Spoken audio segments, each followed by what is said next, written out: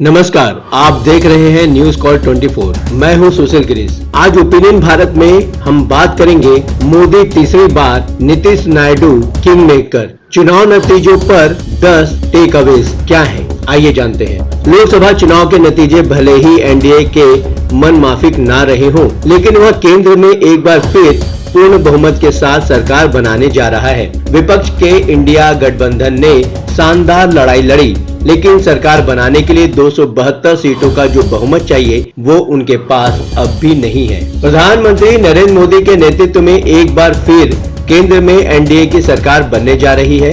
हालांकि बीजेपी के 400 पार के नारों के विपरीत आए चुनावी नतीजों को लेकर विपक्ष पीएम मोदी पर हमलावर है। विपक्ष ने इस बात पर बहस छेड़ रखी है कि भले सरकार एनडीए बना ले, लेकिन ये मोदी की हार है। वहीं बीजेपी ने भी विपक्ष पर पलटवार किया है और कहा जिनके गठबंधन की सीटें बीजेपी की कुल सीट से भी कम आई हो, वो किस मुंह से सवाल उठा रहे हैं। इस बार के चुनावी नतीजों में कांग्रेस को 47 सीटों का फायदा हुआ और उसकी संख्या 99 तक पहुंच गई है। बीजेपी को 63 सीटों का नुकसान हुआ है और उसके सीटों की संख्या बहुमत के आंकड़े से छिटक कर 240 पर आ गई। हालांकि एनडीए का आंकड़ा 293 है और वो पूर्ण बहुमत के साथ सरकार बना रही है। विपक्ष को एनडीए की जीत में भी हार क्यों दिख रही है, इसे समझने के लिए जब विस्तार से इसका विश्लेषण किया गया तो 10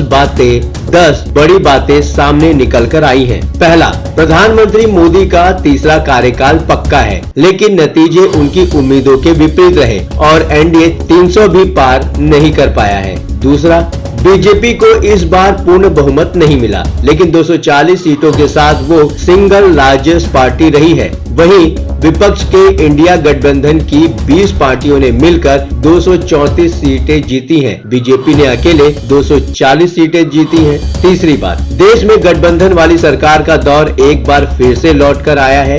इस बार लोगों ने मजबूत सरकार का नहीं बल्कि मजबूत विपक्ष का चुनाव किया है। चौथी बात, बीजेपी को हिंदी हार्टलैंड वाले राज्यों में जबरदस्त नुकसान हुआ है। खास तौर पर उत्तर प्रदेश में बीजेपी को पिछली बार से 30 सीटें कम मिली और अब उत्तर प्रदेश में समाजवादी पार्टी सबसे बड़ी पार्टी बन गई है। पांचवा, उत्तर प्रदेश में राम मंदिर का मुद्दा बिल्कुल नहीं चला। बीजेपी अयोध्या में भी चुनाव हार गई। इसके अलावा यूपी में बीजेपी के अंदर जो डिवाइड था उससे भी पार्टी को नुकसान हुआ। छठा, पश्चिम बंगाल में बीजेपी ममता बनर्जी के गढ़ को भी नहीं भेद पाई और ममता बनर्जी ने पिछली बार से भी ज्यादा सीटें जीतकर ये साबित किया कि पश्चिम बंगाल के लोगों का भरोसा अब भी उनके साथ है।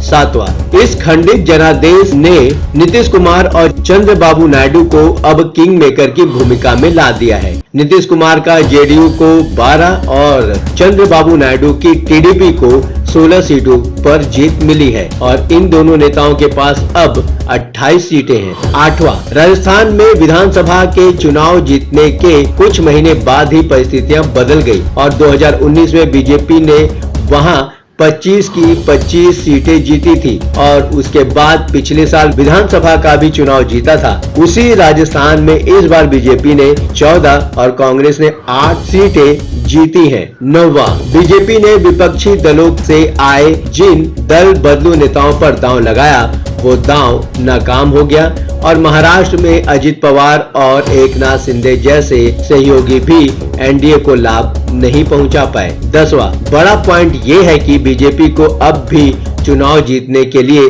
आरएसएस की जरूरत है और वो आरएसएस की संगठन शक्ति को दरकिनार नहीं कर सकती है।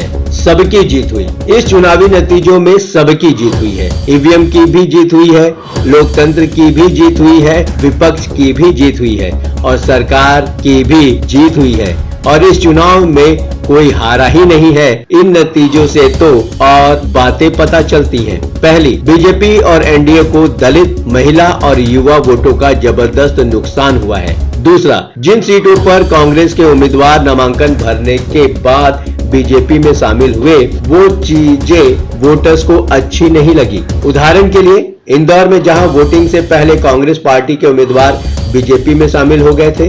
वहां 2,18,000 लोगों ने नोटा को वोट दिया और आखिर में इन नतीजों का पूरा निष्कर्ष इस एक लाइन में छिपा है और वो लाइन है, जो जीता वही सिकंदर। विपक्ष के इंडिया गठबंधन ने शानदार लड़ाई लड़ी, लेकिन सरकार बनाने के लिए 272 सीटों का जो बहुमत चाहिए था वो उसके पास अब भी नहीं है। जबकि बीजेपी को इन चुनाव में बड़ी हार मिली, लेकिन इसके बावजूद एनडीए गठबंधन के पास आज स्पष्ट बहुमत है और इसलिए इन नतीजों में बीजेपी हार कर भी सिकंदर बन जाएगी और विपक्ष अच्छा प्रदर्शन करके भी सरकार नहीं बना पाएगा। आप अपनी राय हमें कमेंट के माध्यम से भेज सकते हैं।